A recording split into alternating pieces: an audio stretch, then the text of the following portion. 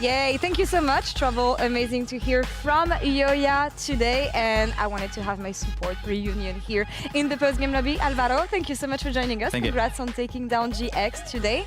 You made it look easy, especially in game 1. But the game 2 game plan was also really solid. Can you talk me through your preparation coming into today's series after losing last week?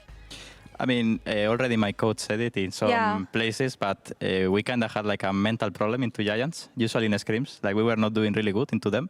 I think they were like a strong opponent. And we were a bit surprised because they didn't like, the practice was not showing on officials.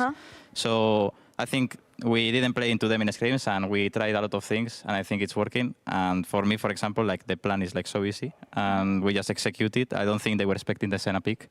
And I don't think they adapted well to the draft. You talk about the mental block, and I think that's a good segue that Trimby has been through this. Actually, when I remember you against Rogue, you with Rogue, sorry, when you guys won the title in Malmö, I know that you kept on losing against G2. You lost against them the week before you won the title, actually. How do you overcome a mental break like this?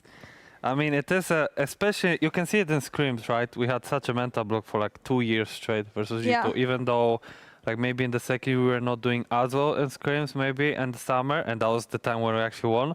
It was just, it's such a weird feeling, you know. You just have to overcome like certain like boundaries that you set yourself up somehow, and you know you don't really feel it at first, but yeah, when you actually get out of it and you know you're able to actually shine, especially on stage, it just feels so much better than any other win, especially that one. But I can imagine with you as well, right? If you guys felt like GX was actually the one that was making a lot of problems and now you win it this convincingly, I'm sure you guys feel good about it too. Yeah.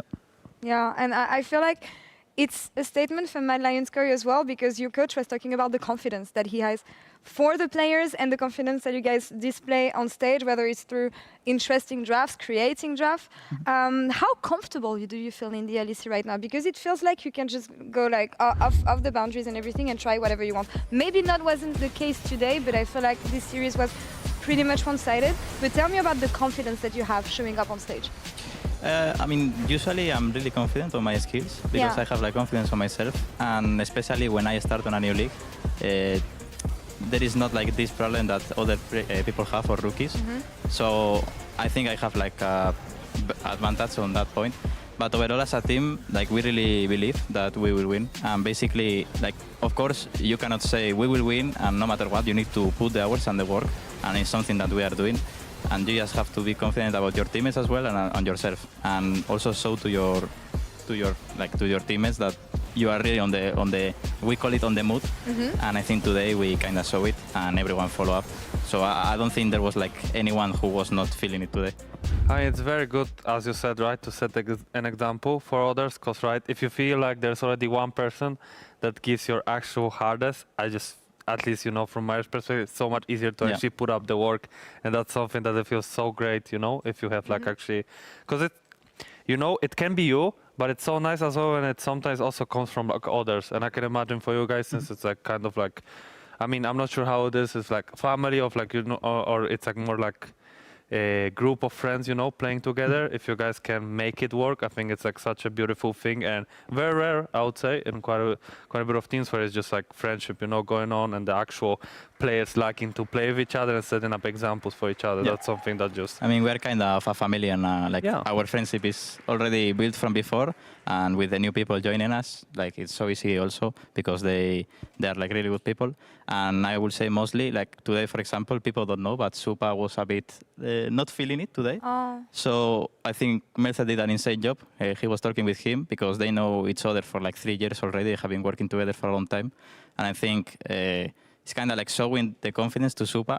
I think he played insane, you know, as well, but he was like, I'm not sure, you know, and he just goes and show it, you know. So I think also giving the confidence to him and everyone that he can, you know, even if he's having a bad day, if the rest is cheering him up, it's going to be good, you know? Yeah, it's great to know that you can have people backing you up and just like compensating you for when you don't feel in it. It depends on the form of the day, obviously. But you all played super well today, I feel. But who should get the player of the series, would you say?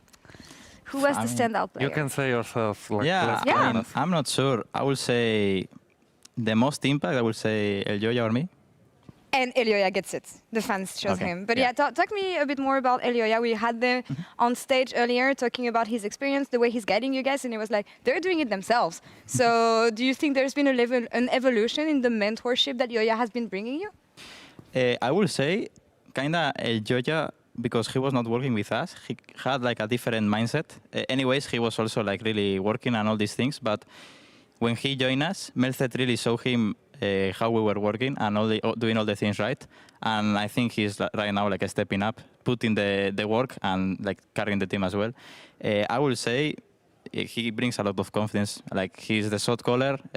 Anyways, it's kind of like easy because everyone knows their own play. Like of course you need to already think on what you need to do individually, but he's the one reminding it, and I think it's like doing an insane job. And it's like really helpful. We've been talking about ELYOYA guiding the rookies, and I know that you guys are getting a bit sick of this narrative, and you've come a long way, I feel like, as a team for us to stop talking about this rookie thing. But on the loser side, there is a rookie, unfortunately, who we won't see before spring, and Jackies is standing on the other side with trouble, reflecting on the season so far with GIANTX. Thank you, Laure and Jackies. Thank you so much for joining me. It's the first time we interact with each other, unfortunately, under these circumstances, but I've got no papers on me, I've got no iPads, I've got nothing. I just wanted to reflect on your first season over in the LEC, because making it that far is an achievement on its own. I mean, we made it to playoffs at least, so at least that's something, but I'm kind of sad it ended this fast, because I think we could show, or even myself, I could show a lot more. But to reflect a bit back at it, I think I'm learning really fast. And this winter format, it feels like, oh, everything is like really fast. Like, let's say you have 3 scrim days or you go playoffs. So, like, the learning process is a bit hard in the process, like whatever, because everything is fast. But I think I'm learning, so that's basically the most important thing for me right now. What would you say were like a few lessons you got throughout this season, whether it would be, getting yourself into a routine where you have to play scrims a certain time and where you have to show up for your officials, or anything in your everyday life doesn't have to be gaming related? I think it's a lot about like the mental stuff, basically, because I think I thought, let's say being a pro in LEC is kind of easy. You just go, you play your favorite game, and that's easy? it. That's what I thought, but now I realize it's not really that. Like, it really hits your mental a bit, because let's say scrims go bad, then you have officials coming, a new patch, blah, blah, everything stacks up. So yeah, that's probably the thing, like that mentally it's kind of hard. All right, and how are you planning to move forward right now? You've got some time in your hands. What are you planning to do? Is it dive back straight into league and start practicing, or are you going to take some time off? I mean, I'll probably just go back to solo queue. I've been kind of slacking, not gonna lie, so I'm gonna go hit rank 1 or something probably. Okay, hitting rank 1, Jackies, we're gonna keep an eye on you. What champions are you gonna do that with? Probably Yone. Just gonna OTP my own and see what happens. All right, that sounds really good. I'm not gonna keep you any longer, Jackies. Thank you very much for the insights, and best of luck for the upcoming split as well. Laure, back to you. Thank you, Trouble. We'll see GIANTX in spring. Of course, Jackies is going back to solo queue. And you were saying that actually you're solo queue buddies. You often meet in solo queue. And I want to say hello to Jackies. Yeah? I'm sad that he lost today, but someone had to win. Yeah. But yeah, we meet each other from solo queue, and we kind of build like a relationship, because we were sniping each other, playing at 3 a.m. on the night on vacation. So yeah. On vacation, okay. Not before officials. No, you don't know. No. Okay, that's good to hear. It does work though to play like late, even though it's a bit of a different change, in schedule. You still wake up sometimes a bit later than usual, just because of how late like the games are. I mean, depends of course on which game you play, but yeah, if you play it that late, maybe you can actually like get some more practice. I don't know how useful it is, but if somebody feels comfortable about it. The problem is the queues are so long. Oh, I can actually on Challenger, let's probably for you guys, 20 for minutes us, now. Plebs, not so much, I guess. The advice you guys give for solo queues usually don't apply for the rest of us mortals, just saying. To be so able to coach, you need to give careful. good advice, depending on how you approach the game, because it's not the same advice if you are playing on a specific elo or another. So. True. That's true. True. You said that you had to be a winner and a loser today. Of course, that's the case on the first series we had as well. And Jankos had some strong words about what happened for him and Heretics earlier today. Bad draft, bad gameplay. Sorry.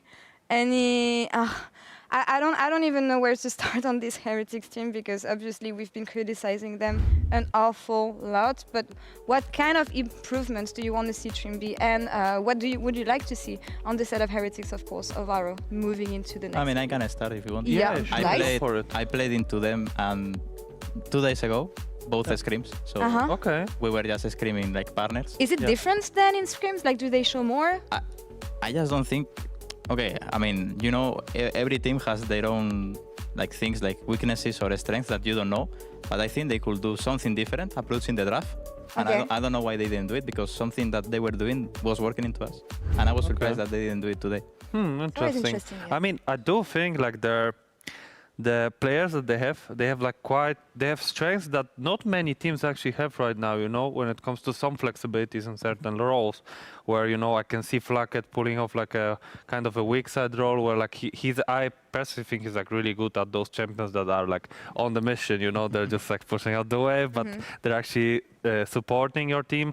And even though I like to see him as well on some of the carries, because I think he's been pretty good at it too, and he's been like the main force of why Team Heretics was actually winning some of the games, I still feel like sometimes the way they drafted, it didn't really allow them to do as much, you know. Sometimes the games just felt so out of touch, I would say, and it just felt like they couldn't do much. Maybe it for sure not only is the draft thing, right? No. Yeah, I do believe that they did not play as well as they would like to, I'm sure, and that's why we saw a tweet from Jankos like that.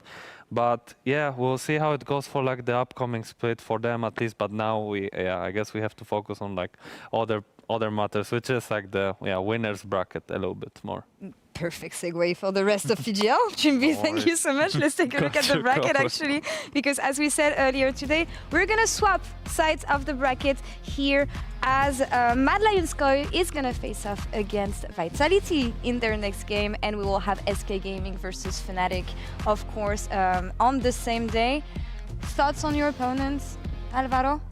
I mean, What do I'm you looking think? forward to play already. I mean, I used to play a lot into Karthi Halisan already the last year, because we were screaming Mad Lions. Okay. And yeah, I will say it's like I'm hyped for the matchup. The other time we won the game, but was a bit shaky on the early game. Yeah. We kind of like rely a bit on like skills. So yeah, I just want to play into them because I think it's gonna be a good game. I don't know what to make of this Vitality team, because we had the bloodiest games, the longest games in the regular season, into one of the most controlled series we've seen from them versus SK Gaming.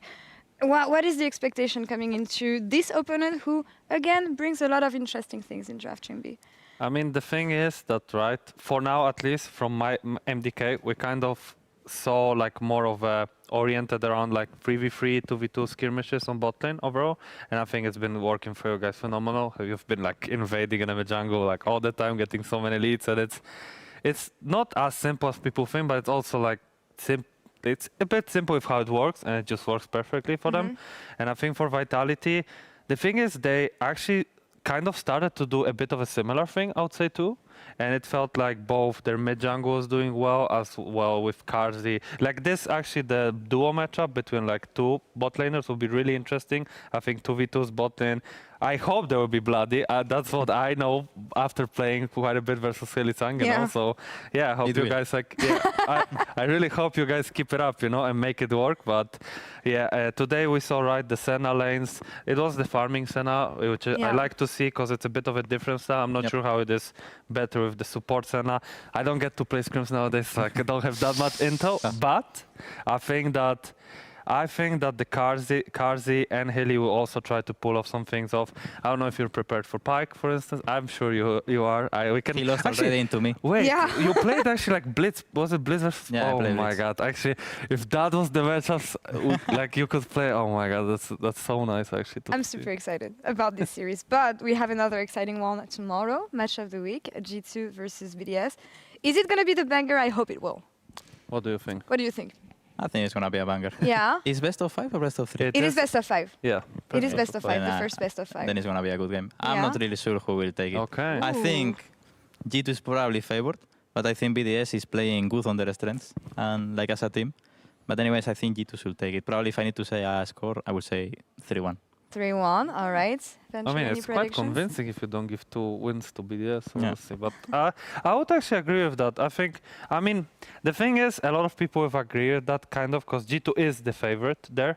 I think BDS strengths, they actually work with the way they want to play, but I really don't know how it will work against G2 specifically. Even though G2 has been dropping a little bit of a ball throughout like both early game and sometimes in the mid game, you know, some of the team fights and the way they set up things were not the best. I still believe sometimes when they get the macro plays that they want to do, they're like just taking over the map, and that's what they are trying to like improve on and try to work around. And I feel like BDS has like structure that they work around and it's looking good. And the team fights look phenomenal. So I really want to see where it's going to be from the team fight perspective from both of those teams. Because if both of the drafts will be good for both of the teams, I just feel like it will be such an amazing show. And a lot of things can change within a week of preparation, and especially best Exactly. of 5. You want to try stuff? I hope they will. But that's all for us here tonight. In PGL, Alvaro, thank you so much for joining you. us, and best of luck on Monday, of course. Thank you. Not a lot of time to prep for this opponent, but that's going to be interesting, no doubt. And Chimbi, was great having you this week again. you. We'll be back tomorrow for the match of the week, G2 versus BDS. But the night is far from being over, as we have more League of Legends here in the LCS with a new champion making his debut on the Rift. Let's check it out. Oh, true, it's live.